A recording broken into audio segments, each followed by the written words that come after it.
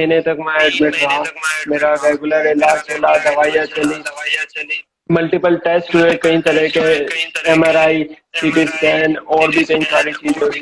तो एक टेस्ट होता है ब्रोंकोस्कोपी, तो उस टेस्ट में जी क्या सो सॉरी फ्रेंड्स, नेटवर्क का थोड़ा इशू है। तो जो आपके लंग्स है उनमें जब हवा पता चलता है कि आपको कहाँ फील करता है, तो जो चीज पता चली कि किस तरह से फील आ रही है। फिर मेरा प्रॉपर ट्रीटमेंट 3 महीने तो मुझे पता ही नहीं था। और जब तक चला तब तक इतने उस स्टोरी को ये बच्चा लड़ रहा है, यही बहुत बड़ी बात जी। काफी जैसे कि पहले के और मुझे कुछ नहीं दिया अपनी तरफ लगा। तो फिर डॉक्टर ने कहा तो अब पेरेंट्स ने भी वॉइस फिर से वॉइस ब्रेक हो रहा है समर्थ। पता नहीं क्या प्रॉब्लम हो रही, फिर से वॉइस ब्रेक हो रहा है। ओके, तो तसीफ पूछ रहे हैं, तसीफ पीके डांसर, वो पूछे कि अब समर्थ कैसे हो, तो आप प्लीज बता दीजिए आप कैसे हैं अब। फिलहाल मैं अभी बहुत अच्छा हूँ, काफी बेटर हूँ। इस हिसाब से मैं अब हूँ जैसा मैं पहले था। तो चल रहा है और अभी मेरा ट्रीटमेंट चलेगा तो पहले से काफी बेटर। जी, तो यहाँ पे और एक क्वेश्चन है, कामिल शेख पूछ रहे हैं, after shunt we can be able to see clearly, I mean with vision everything will be okay. तो आपने शंट कराया हुआ है, आपको शंट का एक्सपीरियंस है, तो शंट के बाद में विजन में कोई प्रॉब्लम होती है ऐसी? देखिए ऐसी कोई प्रॉब्लम नहीं होती। मैंने उसको देखा भी है कि पतली और भी मैं अगर ना कहूँ जैसा होता वो ऐसा होता है कि सर के ख्याल लेता है और उसमें वॉइस फिर से वॉइस ब्रेक हो रहा है। तो मैं ये कह रहा था कि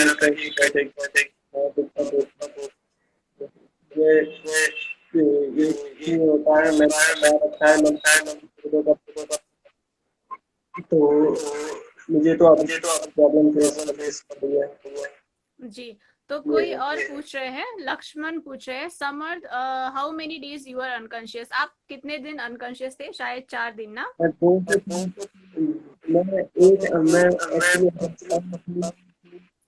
आपकी तीन दिन के लिए सो सॉरी फ्रेंड्स, थोड़ा सा नेटवर्क इशू है इसीलिए वॉइस ब्रेक हो रहा है।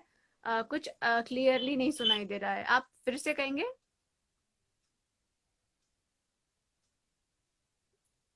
हेलो। तो मैं ये कहना चाहता हूँ मैं टोटल अगर बताऊँ तो मैं 9 बार मैंने जब पहला शंट कराया था उससे पहले कराने के बाद भी अनकॉन्शियस हो गया। मैंने जैसे ही आपको पहले बता भी पड़ते थे कारण हो जाता था, सुनाई देता था, सुनाई भी देता था थोड़ा बहुत कुछ। उसके बाद क्या होता था, एक लेजर जिससे कि हम अपनी कर देते हैं वो जो उनपे तुम्हारे दिया दबाव और रिकवर होने लग जाते थोड़ा कराने के बाद तो वो शंट जो था पूरा हो गया। तो समर, जब आपको ये सिम्टम्स स्टार्ट हुए जैसे कि हेडेक, वॉमिटिंग, तो आपको ये सिम्टम्स स्टार्ट होने के कितने दिन बाद में आपको पता चला कि आपको टीबीएम हुआ है? मतलब कितना टाइम लगा आपको जो है डिजीज जो है वो डिटेक्ट करने में? क्योंकि एक्चुअली बहुत मुझे सारे जी 1 महीने बाद पता चला कि सीरियसली बताऊं उससे पहले मुझे नहीं पता मैंने एक दिन में करवाई, मेरे उसमें भी कुछ निकला, तो 12 गई, तो ये भी पता चला कि बीमार ही है, तो ये पर्टिकुलर क्या है। डॉक्टर अंदाजा लगा रहे थे, लेकिन करेक्ट लगता है। और ये था कि मैंने आया था दोबारा ब्रोंकोस्कोपी, मैंने पहले बताया, उसमें भी निकला। उन्होंने कहा कि ब्रेन वो भी देखा। जी समर्थ, आप जहाँ पे बैठे हैं थोड़ा सा अपनी जगह थोड़ा सा चेंज करके देखेंगे, क्योंकि वॉइस बहुत ज्यादा ब्रेक हो रहा है। ओके। थोड़ा सा घर पे इधर उधर, मतलब थोड़ा सा जगह चेंज करेंगे।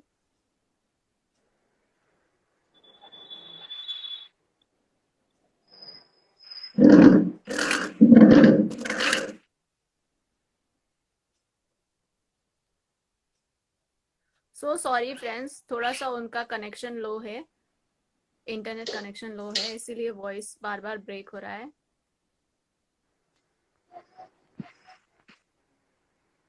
अब ठीक आ रही है बस। हेलो। हेलो। अरे भगवान, वॉइस। हाँ अब ओके है। जी, अभी अभी सुनाई दे रहा है। सो अभी आयमा का कमेंट आया है। Ayma, hi Aarti, I am watching you. Hi Ayma, how are you? And I hope you are well, and I hope your kid is also doing good. तो सौम्या का मैसेज आया, कमेंट आया है। Saumya is saying hello Aarti. Hello Saumya. तो आपको 1 महीने बाद में आपका जो डिजीज है वो डिटेक्ट हुआ ना? यस। हाँ, तो अभी आपको मतलब आप कौन से ट्रीटमेंट में है? जैसे कि आपका ड्रग सेंसिटिव है या एमडीआर है? मेरा एमडीआर ये नहीं है, ये बिल्कुल भी नहीं है। हाँ मेरा आपका बहुत मतलब रिकवरी में हूँ। तो मैंने कौन सी टीवी है, ये तो उन्होंने कहा कि ये एक बहुत मतलब ठीक रिकवर हो जाए। Okay okay. तो आयमा का कमेंट आया है। Aima is the baby name, my name is Anisha. Okay, मुझे आज पता चला। हाय। और समझ में आपसे ये पूछना चाहती थी कि जब ऐसी डिजीज होती है तो मेंटली भी ये लोगों को बहुत अफेक्ट करती है। तो आप इसको मतलब मेंटली आप इसको किस तरह से डील करते हैं? इसने आपको मेंटली कितना अफेक्ट किया है? एक्चुअली उस समय तो मेंटली सिचुएशन ही मेरी काम में, मैं खुद में ही सोचता रहता था कि यार ये क्या हो रहा है। मेरी तो फीलिंग कुछ ऐसी थी, जो लोग सिगरेट पीते हैं, वो भी ये गलत काम कर लेते हैं, बीमारी सिर्फ उन्हीं को ही होती है, लेकिन किसी को पता है कि कुछ होती है, ये बीमारी किसी को भी हो सकती है। और अगर भाई से अपने आप को कंपेयर करूँ तो उसके हिसाब से मेरी हेल्थ काफी अच्छी है, लेकिन फिर भी ये दिक्कत मुझे, तो जी मैं मेंटली मैं सोचता रहता था कब ठीक होगा, क्योंकि मैं हर टाइम खाता था मैं, और एक में ज़्यादा नहीं खाता था। मेरे कैमरा मेरे हाथ में लगा रहता था, दिक्कत थी। मैं अच्छे से खा लेता था, अपना हाथ पूरा तो दम में अभी रहता था। जी, तो अभी आपकी मेंटल कंडीशन कैसी है? कि अभी भी आप सोचते हैं बहुत ज्यादा, या फिर आप उस चीज को अब आपकी मेंटल नहीं, कंडीशन थोड़ी सी स्ट्रांग हो गई है? नहीं, अभी मैं बिल्कुल मेंटली अपने आप को क्या है कि उस समय जैसे ज़्यादा कि मेरी हालत ही ऐसी है, मुझे कुछ कर ही नहीं पाता था 24 घंटे। खाना खाने के लिए उठता था बस एक दवाई, तो मैं नहीं खा पाता था ज़्यादा। अभी तो मैं इस समय काफ़ी ज़्यादा ठीक हूँ। काम कर पाता हूँ, बाहर जा पाता हूँ, दोस्तों से मिल पाता हूँ, जो कुछ होता है मैं खुद से कर पाता हूँ। जी। तो अभी यहाँ पे किसी का कमेंट आया है। Friends tell me something because my uncle is unconscious last 25 days please, I need help.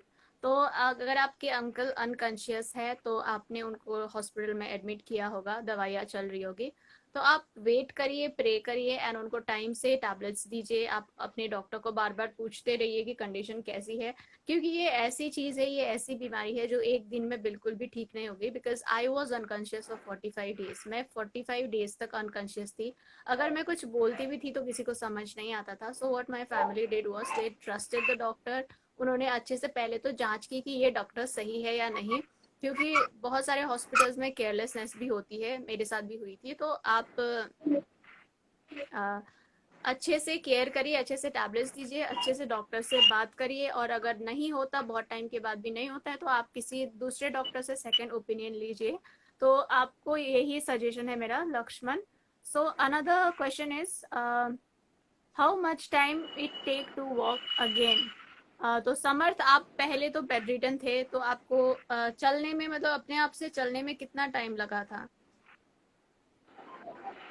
Hello, मुझे सुनाई नहीं दिया।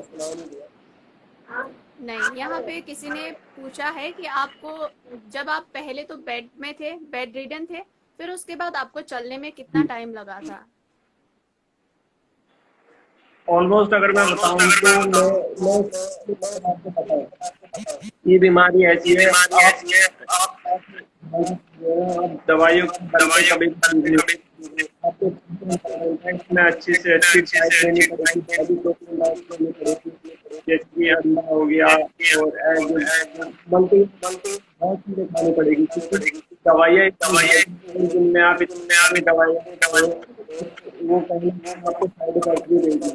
तो आपको डॉक्टर ने यही कहा कि जितनी हेसिटेशन नहीं तो इतने जल्दी ठीक नहीं पाओगे, तो आपको 14 से 15 के अंदर अपने आप ही हालांकि सहारा जैसे कि ग्रीन का सहारा लिया या फिर इसका सहारा लिया, लेकिन मैं चल लेता था अपने आप ही।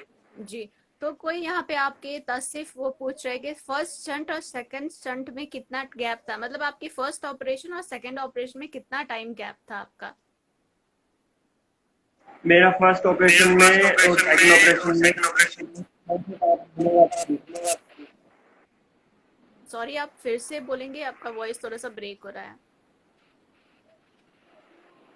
मेरा फर्स्ट और सेकंड स्टंट में 3 से 4 महीने का टाइम होगा ऑलमोस्ट। 3 से 4 महीने का गैप था। तो अभी आयमा का क्वेश्चन आया है, क्या आप सब में से किसी की आई साइट इफेक्ट हुई, चली गई कंप्लीट?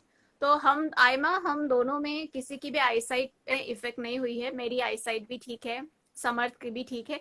पर जो हमारे व्यूअर्स देख रहे हैं, अगर उनमें से किसी की आई साइट चली गई है या फिर अफेक्ट हुआ है, तो आप प्लीज कमेंट करके बताइए, साइमा रीड कर लेंगे, या फिर मैं रीड करके साइमा को बता, सॉरी यार, साइमा नहीं, Aima, so sorry again, Aima को बता दूंगी। तो समर्थ की भी आई साइट बिल्कुल ठीक है और मेरी भी बिल्कुल ठीक है। तो समर्थ, मैं आपसे ये पूछना चाहती हूँ कि क्योंकि हमें टीबी है तो सोशल स्टिग्मा बहुत होता है, डिस्क्रिमिनेशन बहुत होता है। लोग बोलते हैं कि इसको तो टीबी हुआ है, इसके पास में मत जाओ। वो कहते हैं ये जो टीबी है, ये बीमारी तो चली जाती है 1-2 साल में, लेकिन बहुत टाइम तक इसका ये नहीं जाता थी, ओ इसको तो टीबी हुआ था, ये वो। तो आपने कहीं पे ऐसे डिस्क्रिमिनेशन कुछ फेस किया है? आपके सोसाइटी में किसी ने आपको बोला हो कि इसको तो टीबी है, इसके पास मत जाओ, ऐसा कुछ? नहीं, एक्चुअली क्या है कि जब मेरे को हुआ था तो एक्चुअली यही थी कि ये बीमारी अगर मेरे घर में मेरी मम्मी को, मेरे पापा हो गए, मेरे भाई को हो गए, मैं कैसे केयर कर पाऊँ, क्योंकि घर में दो और पेरेंट्स को काफी लोड आ जाएगा कि ये तो हमें इसकी तो देखभाल करनी पड़ती है, अब इसकी भी करनी है। तो पहले मेरा तो कनेक्ट होके नहीं रह पाता था, सब कुछ दूर दूर रहता था, अंदर रूम में बेड में ही लेटा रहता था, मेरे को बर्तन भी खाना लगता, मेरे कपड़े जी कर दिया ताकि डॉक्टर कह रही जी। ये बीमारी है, हाँ, ऐसी है, बीमारी ऐसी है, हो सकता है। जी। इसलिए मैं घर में मास्क पहन के भी सोता था। जी। तो यहाँ पे किसी ने ज्वाइन रिक्वेस्ट भेजा था, मैं उनको भी ज्वाइन करवा लूँ। अमान, ओके। तो यहाँ पे कोई पूछे मेरे अंकल के लेफ्ट साइड में मूवमेंट नहीं है, ये कह रहे हैं अगर अच्छा सा ट्रीटमेंट हुआ तो जल्दी मूवमेंट भी हो जाएगी। तो समर, जो फैमिली होती है हमारी, वो हमारी लाइफ की बहुत ही इम्पोर्टेंट पार्ट होती है। तो आपकी फैमिली ने किस तरह से आपका केयर किया बेसिकली, आपको आपकी फैमिली की इस डिजीज के साइड पे किस तरह का ये है कि उनका टेक किस तरह का है? मैं सिंपली अगर बताऊं तो मेरी फैमिली ने मुझे टेक केयर की है, क्योंकि क्या था कि पहले ही बता चुका हूं, मेरे घर में कुछ नहीं था, मैं पढ़ा करता था काफी पहले भी। तो ये मेरा छोटा भाई वो स्कूल के मेरी दवाइयाँ लेके आता था हॉस्पिटल से, और मेरे सेंटर से वो सब सबमिट करके आ रहा था, उनकी रिपोर्ट लेके आता था। एक्चुअली क्या था कि मेरे से मेरा छोटा भाई केयर कर रहा था, ऐसा होता था कि क्योंकि क्या है कि दवाइयाँ इतनी हैवी नहीं आता, तो घूमना फिरना जिससे वो बॉडी को ज़्यादा रिएक्ट ना करे, तो मेरा हाथ पकड़ के घुमाता था। बाकी और उनके मैं थैंक यू बोल रहा हूँ। जी। सो जो भी हमारे टीबीएम, तो यहाँ पे किसी ने यहाँ पे क्वेश्चन पूछा था, लक्ष्मण ने, कि मेरे अंकल के लेफ्ट साइड में मूवमेंट नहीं है। तो लक्ष्मण, आपको आपका आंसर मिल गया है। यहाँ पे कामिल शेख है। सो मिस्टर शेख यहाँ पे कह रहे हैं कि यस, मेरे साथ हुआ था 2 years नाउ। तो वो कह रहे हैं कि 2 years से उनके लेफ्ट साइड पे मूवमेंट नहीं है। तो मैं आपसे यही कहना चाहती हूँ कि अच्छी तरह से आप अपना ख्याल रखिए, टैबलेट्स टाइम से लीजिए, और हम दुआ करेंगे कि सब अच्छा हो। तो लक्ष्मण, आपको आपका आंसर मिल गया है। कामिल शेख 998 इज सेइंग दैट उनका भी एक लेफ्ट साइड का मूवमेंट नहीं है सिंस 2 years।